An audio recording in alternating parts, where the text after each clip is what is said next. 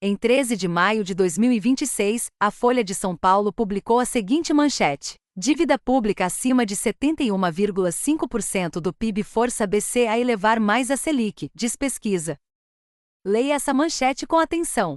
Ela não diz que alguns economistas acreditam que a dívida pressiona a Selic. Ela diz que a dívida força o Banco Central a elevar os juros, como se fosse uma lei da física, uma consequência inevitável, um fato da natureza. Não é. É uma escolha política.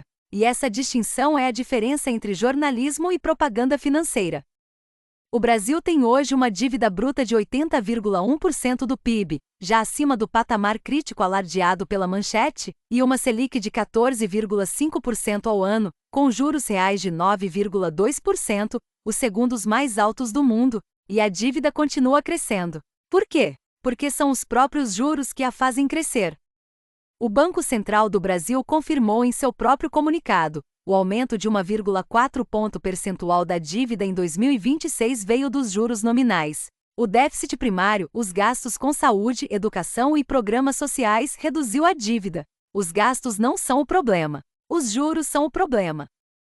Se a relação dívida alta implica juros altos fosse uma lei econômica universal, ela deveria valer para todos os países. Não vale.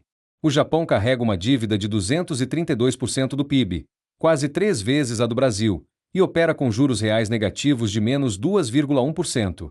A China tem dívida de aproximadamente 90% do PIB e juros reais de 0,8%. Os Estados Unidos, com 122% de dívida, praticam juros reais de 1,5%.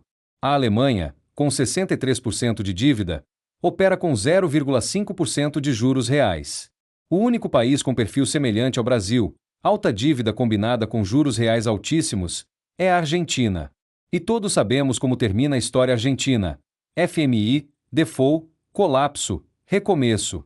A manchete da Folha, portanto, não descreve uma lei econômica. Descreve uma patologia que o Brasil compartilha com países em colapso. A pergunta que a Folha não faz é simples: se dívida alta força juros altos, por que o Japão tem 232% de dívida e juros reais negativos? A resposta é igualmente simples: porque o Japão tem soberania monetária plena e o Banco do Japão age como gestor do desenvolvimento nacional, não do capital financeiro. Nos últimos 12 meses até março de 2026, o Brasil pagou 1,08 trilhão de reais em juros, 8,35% do PIB. Para ter dimensão do que isso significa, vamos comparar com o que o Brasil gasta em serviços essenciais. O Sistema Único de Saúde recebe 220 bilhões de reais. A educação pública recebe 180 bilhões. O Bolsa Família e todos os programas sociais somados recebem 168 bilhões. A segurança pública recebe 35 bilhões. A infraestrutura e investimentos recebem 80 bilhões. Somando tudo, 683 bilhões de reais para saúde, educação, programas sociais, segurança e infraestrutura de 210 milhões de brasileiros. O serviço da dívida sozinho consome 1,08 trilhão, mais do que tudo isso somado. E para quem vai esse dinheiro?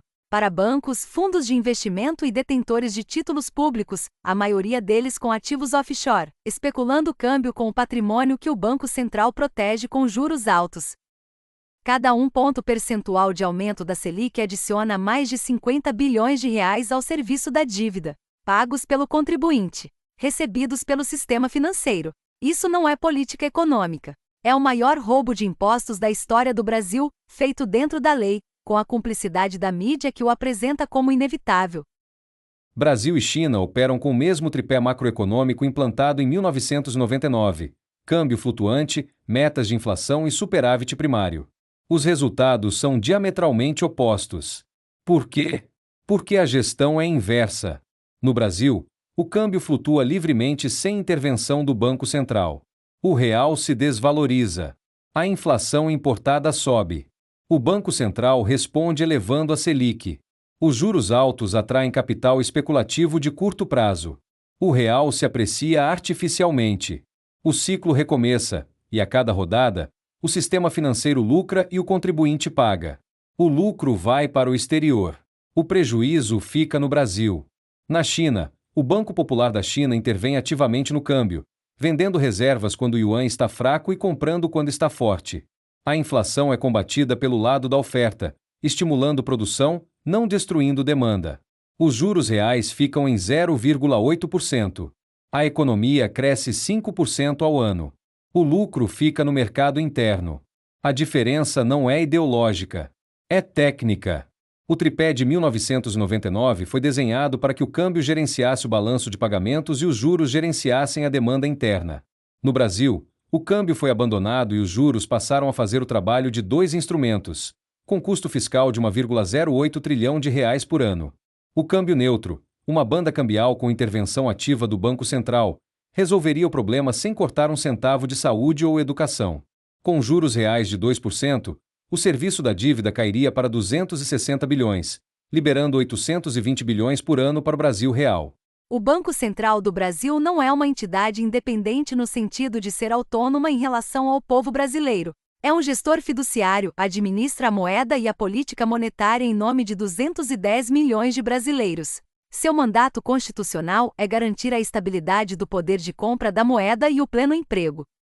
Quando o Banco Central mantém juros reais de 9,2%, os segundos mais altos do mundo, enquanto o Japão opera com menos 2,1% e a China com 0,8%, não está cumprindo um mandato técnico neutro. Está fazendo uma escolha política que transfere 1,08 trilhão de reais por ano do contribuinte para o sistema financeiro.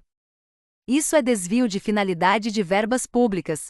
É uma violação do dever fiduciário. E é feito com a cumplicidade de uma imprensa que transforma essa escolha em inevitabilidade.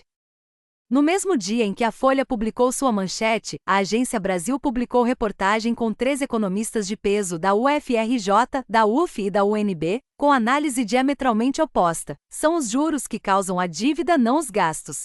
A Folha ignorou.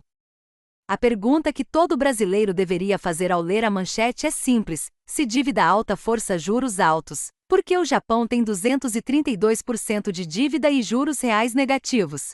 Se os gastos causam a dívida, por que o Banco Central confirmou que foram os juros que fizeram a dívida crescer em 2026?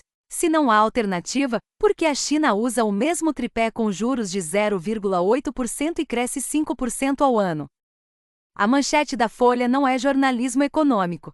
É assessoria de imprensa do capital financeiro, paga com a credibilidade de um jornal centenário e com os impostos de 210 milhões de brasileiros.